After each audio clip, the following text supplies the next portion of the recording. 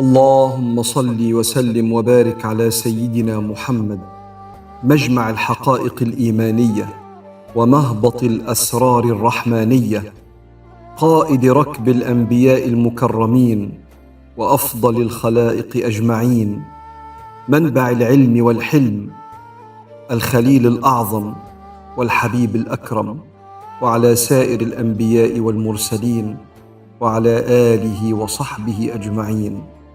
اللهم استر علينا برحمتك، وأتمم علينا نعمتك، وابسط علينا واسع رزقك، واملأ قلوبنا بحبك، واعف عنا يا كريم، وارحمنا يا رحيم.